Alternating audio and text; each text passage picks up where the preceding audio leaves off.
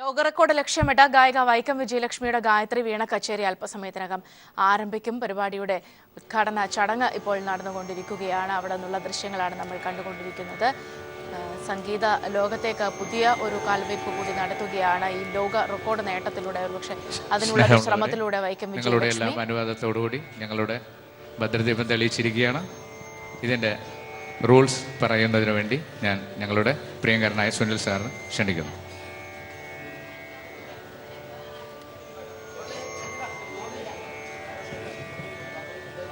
എല്ലാവർക്കും നമസ്കാരം. ഞാൻ സുനിൽ ജോസഫ്, ഒരു ഗിന്നസ് റെക്കോർഡ് ഹോൾഡറാണ്. പീരിമേഡാണ് സ്വദേശം. യൂണിവേഴ്സൽ റെക്കോർഡ് ഫോറം എന്ന് പറയുന്ന കൽക്കട്ട ആസ്ഥാനമായിട്ടുള്ള ISO സർട്ടിഫിക്കേഷനുള്ള ഒരു റെക്കോർഡ് ഓർഗനൈസേഷൻ്റെ ചീഫ് എഡിറ്ററും ഏഷ്യ ജൂറി ഹെഡുമാണ്. ഇന്ന് ഇവിടെ നടക്കുന്ന ഏറ്റവും പ്രിയങ്കരിയായ വൈക്കം വിജയലക്ഷ്മിയുടെ ഈ പ്രോഗ്രാം ലോക റെക്കോർഡിന് വേണ്ടിയുള്ള ഒരു ശ്രമമാണ് നടത്തുന്നത്. ഇന്ന് വരെ ആരും പരീക്ഷിച്ചിട്ടില്ലാത്ത ഒരു ശ്രമമാണ് കുമാരി വിജയലക്ഷ്മി ഇന്ന് നടത്തുന്നത്. വൺ സ്ട്രിങ് ഇൻസ്ട്രുമെൻറ്റ്, ഒറ്റ കമ്പിയുള്ള ഒരു മ്യൂസിക്കൽ ഇൻസ്ട്രുമെൻറ്റിൽ ആദ്യമായിട്ടാണ് ഏറ്റവും കൂടുതൽ പാട്ടുകൾ, ഗാനങ്ങൾ വായിക്കാനായിട്ട് ശ്രമിക്കുന്നത്. നമുക്ക് കിട്ടിയ അറിവനുസരിച്ച് 51 ഗാനങ്ങളാണ് വായിക്കാൻ ഉദ്ദേശിക്കുന്നത്. അത് ഏറ്റവും കുറഞ്ഞ സമയത്തിനുള്ളിൽ 51 ഗാനങ്ങൾ ഏറ്റവും കുറഞ്ഞ സമയത്തിനുള്ളിൽ നിർത്താതെ വായിക്കുന്നു. നിയമപ്രകാരം 1 മണിക്കൂർ നേരം കണ്ടിന്യൂസായി വായിച്ചു കഴിഞ്ഞാൽ 5 മിനിറ്റ് അതിന് റെസ്റ്റ് കിട്ടുന്നതാണ്. അതിന് സപ്പോർട്ടിംഗ് ആർട്ടിസ്റ്റിന് അവർക്ക് സപ്പോർട്ട് ചെയ്യാം. എങ്കിലും 2 ഗാനങ്ങൾ തമ്മിലുള്ള ഗ്യാപ്പ് എന്ന് പറയുന്നത് 2 സെക്കൻഡ്സാണ്. 1 മണിക്കൂർ നേരം കണ്ടിന്യൂ വായിച്ചു കഴിയുമ്പോൾ 5 മിനിറ്റ് എടുക്കാം. ആ സമയത്ത് ടോയ്ലറ്റിൽ പോവോ, വെള്ളം കുടിക്കുകയോ അങ്ങനെയുള്ള കാര്യങ്ങളൊക്കെ ചെയ്യാവുന്നതാണ്. കേരളത്തിൽ ഇതുവരെ 13 ഗിന്നസ് റെക്കോർഡ് ജേതാക്കളാണ് ഉള്ളത്, ഇൻഡിവിജ്വലായിട്ടുള്ള, വ്യക്തിപരമായി കിട്ടിയിട്ടുള്ളത്. അതിൽ 6 പേര് ഇന്നിവിടെ സന്നിഹിതരാകും എന്നാണ് ഞാൻ മനസ്സിലാക്കുന്നത്. ഒരാൾ ഇന്നിപ്പോൾ ഇവിടെ നമ്മുടെ മധ്യത്തിലുണ്ട്. 1800 ഗാനങ്ങൾ അല്പസമയത്തിനകം വൈക്കം വിജയലക്ഷ്മിയുടെ റെക്കോർഡ് സംഗീത പ്രകടനം ആരംഭിക്കും. അവിടെ നിന്നുള്ള വിവരങ്ങളുമായി ഉമേഷ് ചേരുന്നുണ്ട്. ഉമേഷ്, എങ്ങനെയായിരിക്കും, എത്ര നേരം നീണ്ടു നിൽക്കുന്ന ഒരു സംഗീത പരിപാടിയാണ്, എങ്ങനെയായിരിക്കും അതിന്റെ പരിപാടി നടക്കുക, കാര്യങ്ങൾ? സൗമ്യ, അല്പസമയത്തിനകം തന്നെ സംഗീത പരിപാടി ആരംഭിക്കും. അത് ആദ്യം ശാസ്ത്രീയ ഗാനങ്ങളാണ് വിജയലക്ഷ്മി വായിക്കുന്നത്. ആദ്യത്തെ 3 മണിക്കൂർ നേരം 12ഓളം കൃതികൾ, ശാസ്ത്രീയ കൃതികൾ വിജയലക്ഷ്മി വായിക്കും. ഇതിന് ശേഷമാണ് ഉച്ചയ്ക്ക് ശേഷം 39ഓളം സിനിമാ ഗാനങ്ങളും വിജയലക്ഷ്മി ഇന്ന് വായിക്കുന്നുണ്ട്. ഗായത്രി വീണയിലാണ് ഇത് വായിക്കുന്നത്. ഈ സിനിമാ ഗാനങ്ങൾ മലയാളത്തിലെയും തമിഴിലെയും ഹിന്ദിയിലെയും ഈ 3 ചലച്ചിത്രങ്ങളിലെയും ഗാനങ്ങളാണ് വിജയലക്ഷ്മി വായിക്കുക. ഇപ്പോൾ സൂചിപ്പിച്ചതുപോലെ 1 മണിക്കൂർ കഴിഞ്ഞാൽ 5 മിനിറ്റ് ഇടവേള നൽകും. അത് നിയമപ്രകാരം അനുവദിച്ച് കിട്ടുന്നതാണ്. അത്തരത്തിലായിരിക്കും വിജയലക്ഷ്മിയുടെ ഈ ഇന്നത്തെ പ്രകടനം ഉണ്ടാവുക. ഗായത്രി വീണയിലാണ് ഈ പ്രകടനം നടത്തുന്നത് എന്നതാണ് ഏറ്റവും പ്രധാനപ്പെട്ട കാര്യം. ഈ ഗായത്രി വീണ ഈ വിജയലക്ഷ്മിയുടെ അച്ഛൻ തന്നെ രൂപകൽപ്പന ചെയ്തതാണ്. ഈ ഗായത്രി വീണ ഏകദേശം 18 വർഷമായി അവർ ഇതിൽ പ്രകടനം നടത്തി വരുന്നുണ്ട്. ഇന്നിപ്പോൾ മറ്റൊരു ചരിത്ര മുഹൂർത്തത്തിന് വേദിയാവുകയാണ് ഈ കൊച്ചി. അല്പസമയത്തിനകം തന്നെ വിജയലക്ഷ്മിയുടെ പ്രകടനം ആരംഭിക്കും. ഉമേഷാണ് വിവരങ്ങൾ നൽകിയത്. മറ്റു ചില വാർത്തകളിലേക്ക് കോവിഡ് പോയ ശേഷം തിരികെ എത്താം. കരിപ്പൂരിൽ എയർ ഹോസ്റ്റസിനെ മരിച്ച നിലയിൽ കണ്ടെത്തി. എയർ ഇന്ത്യയിലെ എയർ ഹോസ്റ്റസ് മോനിഷ മോഹനാണ് മരിച്ചത്. തിരുവനന്തപുരം പേരൂർക്കട സ്വദേശിനിയാണ്. സ്വാലി ചേർന്നുണ്ട് വിവരങ്ങളുമായി. സ്വാലി, എന്താണ് സംഭവിച്ചത്? സൗമ്യ, ഇന്ന് രാവിലെയാണ് മൃതദേഹം കണ്ടത്. സുഹൃത്തുക്കൾ അവരെ വിളിക്കാൻ വേണ്ടി ഹോസ്റ്റലിലേക്ക് ചെന്നപ്പോഴാണ് മരിച്ച നിലയിൽ കണ്ടത്. ഇന്നലെ രാവിലെയാണ് ഡ്യൂട്ടി കഴിഞ്ഞ് റൂമിലേക്ക് പോയത്. എയർ ഇന്ത്യയുടെ തന്നെ ഫ്ലാറ്റിലേക്ക് പോയത്. എയർ ഇന്ത്യ എക്സ്പ്രസിലെ ജീവനക്കാരിയായിരുന്നു. സൗമ്യ സൂചിപ്പിച്ചതുപോലെ മോനിഷ മോഹൻ തിരുവനന്തപുരം പേരൂർക്കട സ്വദേശിയാണ്. 24 വയസ്സാണുള്ളത്. ആത്മഹത്യയാണ് എന്നാണ് ഇപ്പോൾ പ്രാഥമിക നിഗമനം. പോലീസ് എത്തി ഇൻക്വസ്റ്റ് തയ്യാറാക്കിക്കൊണ്ടിരിക്കുന്നു. ഇന്നലെ രാവിലെ ഡ്യൂട്ടി കഴിഞ്ഞ് കൂടെ സുഹൃത്തുക്കൾ ഉണ്ടായിരുന്നു. സുഹൃത്തുക്കൾ ആരും റൂമിൽ ഇന്നലെ ഉണ്ടായിരുന്നില്ല എന്നാണ് നമുക്ക് മനസ്സിലാക്കാൻ കഴിയുന്നത്. ഇന്ന് രാവിലെ വിളിച്ചുണർത്താൻ ചെന്നയാളാണ്, ഡ്യൂട്ടിക്ക് കയറാനായി വിളിച്ചുണർത്താൻ ചെന്നയാളാണ് മൃതദേഹം ആദ്യമായി കാണുന്നത്. സൗമ്യ, എന്താണിപ്പോൾ പോലീസ് അടക്കമുള്ള കാര്യങ്ങൾ അവർ പറയുന്നത് എന്താണ് ഈ വിഷയം? ബന്ധുക്കൾ ഇതിൽ അവരെ കോണ്ടാക്ട് ചെയ്യാൻ പറ്റിയിട്ടുണ്ടോ? സൗമ്യ, ബന്ധുക്കളോട് വിവരം അറിയിച്ചിട്ടുണ്ട്. കരിപ്പൂർ വിമാനത്താവളത്തിലെ പോലീസ് തന്നെയാണ് ഇപ്പോൾ എത്തി മൃതദേഹത്തിന്റെ ഇൻക്വസ്റ്റ് നടപടികളെല്ലാം തയ്യാറാക്കിക്കൊണ്ടിരിക്കുന്നു. മൃതദേഹം കൊണ്ടോട്ടി താലൂക്ക് ആശുപത്രിയിലേക്ക് കൊണ്ടുപോയിട്ടുണ്ട്. മറ്റു കൊലപാതകമോ മറ്റൊന്നുമല്ല എന്ന് പോലീസ് ഇപ്പോൾ തന്നെ പറയുന്നുണ്ട്. ഇത് ഒരു ആത്മഹത്യയാണ് എന്ന പ്രാഥമികമായ ഒരു നിഗമനത്തിലാണ് പോലീസ് ഉള്ളത്. അത് സംബന്ധിച്ച വിവരങ്ങൾ മറ്റു എഴുത്തുകളോ അങ്ങനെ എന്തെങ്കിലും ഉണ്ടോ എന്ന് പോലീസ് പരിശോധിക്കുന്നുണ്ട്. താമസിച്ചിരുന്ന ഫ്ളാറ്റ് പോലീസ് ഇപ്പോൾ പരിശോധിച്ചു വരികയാണ്. ഇവർ ഉപയോഗിച്ചിരുന്ന കമ്പ്യൂട്ടറും മറ്റും പോലീസ് ഇപ്പോൾ പരിശോധിക്കുന്നുണ്ട്. ഏതായാലും ആത്മഹത്യയാണ് എന്ന ഒരു നിഗമനത്തിലാണ് ഇപ്പോൾ പോലീസ് ഉള്ളത്. സാലിഹാണ് വിവരങ്ങൾ നൽകിയത്. മറ്റു വാർത്തകളിലേക്ക്. കൊട്ടിയൂർ പീഡനത്തിൽ കന്യാസ്ത്രീകളും ഡോക്ടർമാരും അടക്കമുള്ള പ്രതികൾ ഒളിവിൽ. കേസിൽ പോലീസ് അന്വേഷണം ഊർജിതമാക്കി. വിവരങ്ങളുമായി ജോഷ്ല ചേർന്നുണ്ട്. ജോഷ്ല, വിശദാംശങ്ങൾ. സൗമ്യ, കൊട്ടിയൂരിൽ പ്രായപൂർത്തിയാവാത്ത പെൺകുട്ടിയെ വൈദികൻ പീഡിപ്പിച്ച സംഭവത്തിൽ പ്രതികൾക്കായുള്ള അന്വേഷണം ഊർജിതമായി നടക്കുകയാണ്. പ്രതിപട്ടികയിൽ 10 പേരെയാണ് ഉൾപ്പെടുത്തിയിട്ടുള്ളത്. 12 പേരിൽ 2 പേരെ ആശുപത്രിയിൽ ജോലി ചെയ്തു എന്നതല്ലാതെ മറ്റു പങ്കില്ലെന്ന് മനസ്സിലായ സാഹചര്യത്തിൽ ഒഴിവാക്കുകയായിരുന്നു. അതേസമയം വൈദികൻ റോബിൻ വടക്കുംചേരി ഒഴികെ 9 പേരും ഒളിവിലാണെന്ന വിവരം പോലീസിന് ലഭിച്ചിട്ടുണ്ട്. വൈത്തിരിയിൽ ഇന്നലെ സിസ്റ്റർ ഒഫീലിയെ അറസ്റ്റ് ചെയ്യുന്നതിനായി CI സുനിൽകുമാറും സംഘവും എത്തിയെങ്കിലും ഇൻഫന്റ് മേരി ഓർഫനേജ് അധികൃതർ ഒഫീലിയ അസുഖം കാരണം അവധിയിലാണ് എന്നാണ് പറഞ്ഞത്. ഇവർ ഒളിവിലാണെന്ന വിവരം അന്വേഷണ സംഘത്തിന് ലഭിച്ചിട്ടുണ്ട്. ഇതിൽ 9 പേരും ഇപ്പോൾ ഒളിവിലാണ് എന്നുള്ള വിവരവും അന്വേഷണ സംഘത്തിന് ലഭിച്ചിട്ടുണ്ട്. പെൺകുട്ടിയുടെ പ്രസവം നടന്ന ക്രിസ്തുരാജ ആശുപത്രി അഡ്മിനിസ്ട്രേറ്റർ സിസ്റ്റർ ആൻസി മാത്യു, ആശുപത്രിയിലെ gynaecologist doctor Tessy Jose, Neendunokki saint Sebastian പള്ളിയിലെ ജീവനക്കാരി തങ്കമ്മ, അതുപോലെ തന്നെ കുട്ടിയെ വൈത്തിരിയിലെത്തിച്ച സിസ്റ്റർ ലിസ്മേരിയ, സിസ്റ്റർ അനീറ്റ എന്നിവരെയാണ് പോലീസ് ഇപ്പോൾ അന്വേഷിച്ചുകൊണ്ടിരിക്കുന്നത്. ഇവർക്ക് വേണ്ടിയുള്ള അന്വേഷണം പോലീസ് ഊർജിതമാക്കിയിരിക്കുകയാണ്. എന്നാൽ ഇവര് തങ്കമ്മ എന്ന സ്ത്രീ പോലീസ് കസ്റ്റഡിയിൽ ഉണ്ട് എന്നുള്ള ഒരു സൂചനയും നമുക്ക് ലഭിച്ചിട്ടുണ്ട്. അതേസമയം നാളെ റോബിൻ വടക്കുംചേരിയെ കസ്റ്റഡിയിൽ വിട്ടുകിട്ടുന്നതിനുള്ള അപേക്ഷ പോലീസ് കോടതിയിൽ സമർപ്പിക്കും. സൗമ്യ, ജോഷ്ലയാണ് വിവരങ്ങൾ നൽകിയത്. വയനാട് ചൈൽഡ് വെൽഫെയർ കമ്മിറ്റി ചുമതലയിൽ നിന്ന് CWC ചെയർമാനെയും അംഗമായ കന്യാസ്ത്രീയും ഒഴിവാക്കുമെന്ന് KK ശൈലജ ടീച്ചർ വാർത്താക്കുറിപ്പിൽ വ്യക്തമാക്കി. CWCയുടെ പ്രവർത്തനത്തിൽ ഗുരുതരമായ ക്രമക്കേടുകൾ കാണിക്കുകയും വിശ്വാസ്യത നഷ്ടപ്പെടുത്തുന്നതുമായി പ്രാഥമിക അന്വേഷണത്തിൽ നിന്നും വെളിവായതിനെ തുടർന്നാണ് ഈ നടപടി. ജില്ലാ ശിശു സംരക്ഷണ ഓഫീസറാണ് പ്രാഥമിക അന്വേഷണം നടത്തിയത് സംബന്ധിച്ച് വിശദമായ അന്വേഷണം നടത്തുന്നതിന് സാമൂഹ്യനീതി ഡയറക്ടറുടെ നേതൃത്വത്തിൽ സമിതിയെ നിശ്ചയിച്ചിട്ടുണ്ട്. സമിതി അന്വേഷണം നടത്തി തുടർ നടപടികൾ സ്വീകരിക്കും. ചില ജില്ലകളിലെ CWCകളെ കുറിച്ചും ആരോപണം ഉയരുന്ന സാഹചര്യത്തിൽ ഇവയെക്കുറിച്ചും അന്വേഷണം നടത്തുമെന്നും മന്ത്രി വാർത്താക്കുറിപ്പിൽ വ്യക്തമാക്കി. കൊട്ടിയൂർ പീഡന കേസിൽ വൈദികന്റേത് ഗുരുതരമായ തെറ്റെന്ന് കർദിനാൾ മാർ ജോർജ് ആലഞ്ചേരി. രാജ്യത്തിന്റെ നിയമം അനുസരിച്ച് കുറ്റക്കാരെ ശിക്ഷിക്കണം. സംഭവിച്ചത് വലിയ തെറ്റാണ്. ഇതിൽ ഖേദമുണ്ട്. ഇത്തരം തെറ്റുകൾ ആവർത്തിക്കാതിരിക്കാൻ സഭ നടപടിയെടുക്കുമെന്നും കർദിനാൾ ആലഞ്ചേരി കൊച്ചിയിൽ പറഞ്ഞു. ഇപ്പോൾ നടന്നിരിക്കുന്ന കുറ്റകൃത്യം തീർച്ചയായിട്ടും അതീവ ഗുരുതരമാണ്. അത് നമ്മുടെ രാജ്യത്തിൻ്റെ നിയമം അനുസരിച്ചുള്ള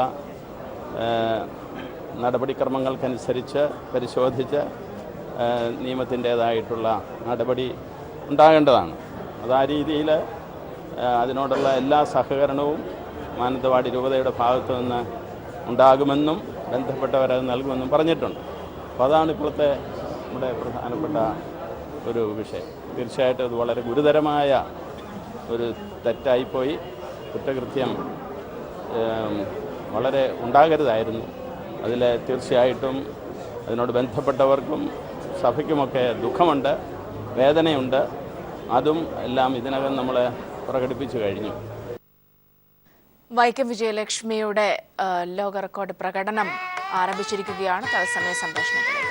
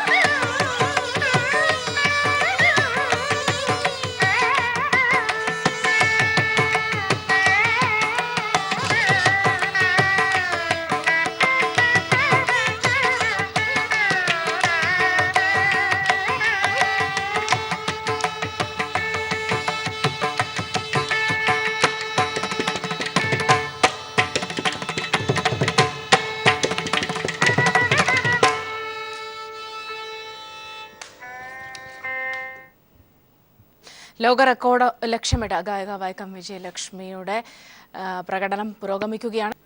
നാസിക്കിൽ മരിച്ച സൈനികൻ കൊല്ലം പവിത്രേശ്വരം സ്വദേശി റോയ് മാത്യുവിന്റെ മൃതശരീരം സൈനിക ബഹുമതികളോടെ സംസ്കരിച്ചു. സ്കൂളിലും വീട്ടിലും പൊതുദർശനത്തിന് വെച്ച റോയിയുടെ ഭൗതിക ശരീരത്തിൽ ആയിരങ്ങൾ അന്ത്യോപചാരം അർപ്പിച്ചു. അതേസമയം സൈനികന്റെ മരണത്തിൽ ദുരൂഹതയുണ്ടെന്ന് ബന്ധുക്കൾ ആരോപിച്ചു. കാരുവേലിൽ saint Paul Malankara Catholic Syrian പള്ളി സെമിത്തേരിയിൽ സൈനിക ബഹുമതികളോടെയായിരുന്നു സംസ്കാരം. പവിത്രേശ്വരം ഗവൺമെന്റ് സ്കൂളിലും റോയ് മാത്യുവിന്റെ വീട്ടിലും പൊതുദർശനത്തിന് വെച്ച മൃതദേഹത്തിൽ ആയിരങ്ങൾ ആദരാഞ്ജലി അർപ്പിച്ചു. ജനപ്രതിനിധികളും രാഷ്ട്രീയ സാമൂഹ്യ രംഗത്തുള്ളവരും സംസ്കാര ചടങ്ങിൽ പങ്കെടുത്തു.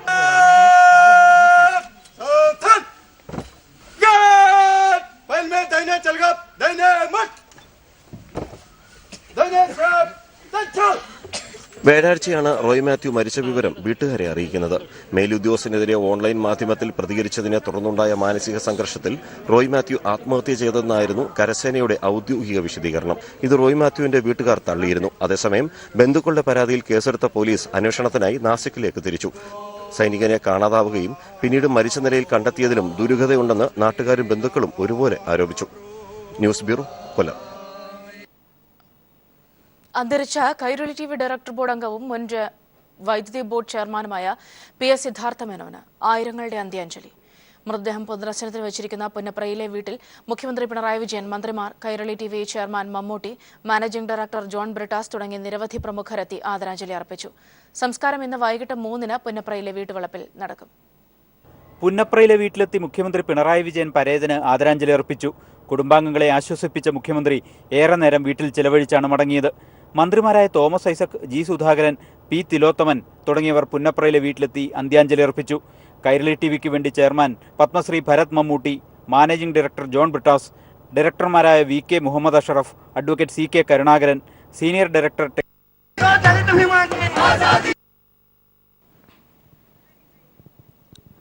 രാജ്യതലസ്ഥാനത്ത് സ്ത്രീകളുടെയും കുട്ടികളുടെയും അടിമ ജീവിതം. വിഷപ്പുക കൊണ്ട് ശ്വാസം മുട്ടുന്ന മാലിന്യക്കുന്നിൽ 4 വയസ്സു മുതലുള്ള കുഞ്ഞുങ്ങളാണ് ജോലി ചെയ്യുന്നത്. കണ്ടാൽ അറയ്ക്കുന്ന സാഹചര്യത്തിൽ 15 മണിക്കൂറിലധികമാണ് കുട്ടികളെ പണിയെടുപ്പിക്കുന്നത്. ബംഗ്ലാദേശ്, കൊൽക്കത്ത എന്നിവിടങ്ങളിൽ നിന്ന് ഇടനിലക്കാരാണ് സ്ത്രീകളെയും കുട്ടികളെയും എത്തിക്കുന്നത്. സർക്കാരും ബാലാവകാശ കമ്മീഷനും ഇവിടേക്ക് കണ്ണടയ്ക്കുകയാണ്.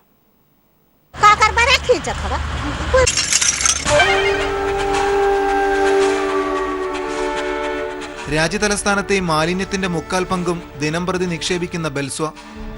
200 അടി ഉയരത്തിലെ ഈ മാലിന്യ കുന്നിൻ മുകളിൽ ഞങ്ങൾ കണ്ടത് പുനരധിവാസം തൊട്ടു തീണ്ടാത്ത നരക ജീവിതങ്ങളെ.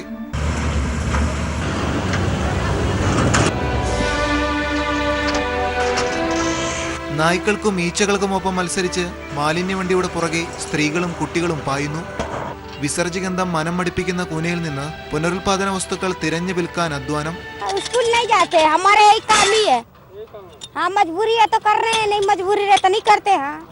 ശേഖരിക്കുന്നവ വിൽക്കാൻ ഇടനിലക്കാർ സജീവം. കൊൽക്കത്തയിൽ നിന്നും ബീഹാറിൽ നിന്നും ഇടനിലക്കാരാണ് കുട്ടികളെ എത്തിക്കുന്നത്. പിന്നെ ഇവിടമാണ് ജീവിതം. കൂട്ടത്തിൽ ബംഗ്ലാദേശ് അഭയാർത്ഥി ക്യാമ്പിലെ കുട്ടികളും. 15 മണിക്കൂറിലേറെ അധ്വാനം. സാനിറ്ററി നാപ്കിൻ മുതൽ മനുഷ്യ വിസർജ്യം തളം കെട്ടുന്ന കൂനയിൽ നിന്ന് ഭക്ഷണവും ഉറക്കവും. ലോഹവസ്തുക്കൾ കൊണ്ട് മുറിഞ്ഞ ശരീരഭാഗം പുഴുവരിച്ച് രോഗനിബിഡം. പലരും ലൈംഗിക ചൂഷണത്തിന്റെ ഇരകൾ.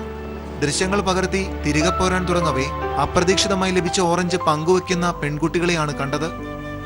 പകലന്തിയോളം പണിയെടുത്താലും വിശപ്പടക്കാൻ വക ലഭിക്കുന്നില്ലെന്ന ദൈന്യത ഓരോ മുഖത്തും പ്രതിഫലിച്ചു. എങ്കിലും ഗതികേടെന്ന് വിളിച്ചു പറയാൻ മടിച്ചു. ജനിച്ചതിനാൽ വളരണമല്ലോ, വളർന്ന് പന്തലിക്കണം. പാർലമെന്റിന്റെ വെളിപ്പാടകലെയാണ് ഈ കാഴ്ചകൾ അരങ്ങേറുന്നത്. പക്ഷേ പൂർണ്ണ സാക്ഷരതയ്ക്കും വികസന ഭാരതത്തിനുമായുള്ള പദ്ധതികൾ നിറവേറ്റുന്നതിനിടയിൽ ഇത്തരം കാഴ്ചകൾ അധികാരികൾ കണ്ടെന്ന് നടിക്കാറില്ല. ക്യാമറമാൻ ഗോപി കടവല്ലൂരിനൊപ്പം മനുശങ്കരൻ, ദില്ലി. താളവാദ്യ വിസ്മയങ്ങൾ തീർത്ത് ഡ്രംസ് മാന്ത്രികൻ ആനന്ദ ശിവമണിയും ബാലഭാസ്കറും ചേർന്ന് അവതരിപ്പിച്ച ഫ്യൂഷൻ സംഗീതം അരങ്ങേറി. ആറ്റുകാൽ ക്ഷേത്രോത്സവത്തോടനുബന്ധിച്ച് നടന്ന സംഗീത നിശ കാണാൻ വൻ ജനാവലിയാണ് ആറ്റുകാലിലെത്തിയത്. ഇരുൾ വീണ സ്റ്റേജിൽ ശിവമണിയുടെ ശംഖിൽ നിന്നുയർന്ന ഹുങ്കാരം വരാൻ പോകുന്ന സംഗീത യുദ്ധത്തിന്റെ മാറ്റൊലിയായി മാറി.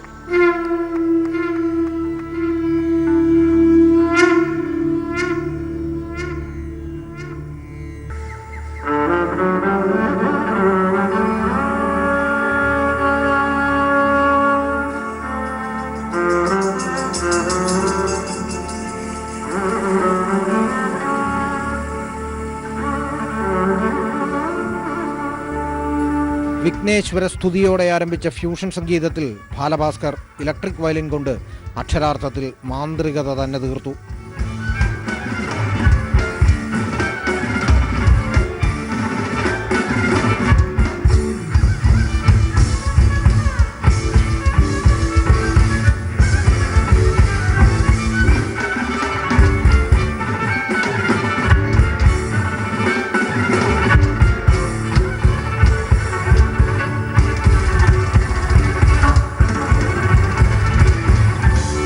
തോടിരാഗത്തിൽ ചിട്ടപ്പെടുത്തിയ മെഡിറ്റേഷൻ മൂഡിലുള്ള കീർത്തനത്തിന് ശിവമണി ഗഞ്ചിറയിൽ വാദ്യാകമ്പടി ഒരുക്കി.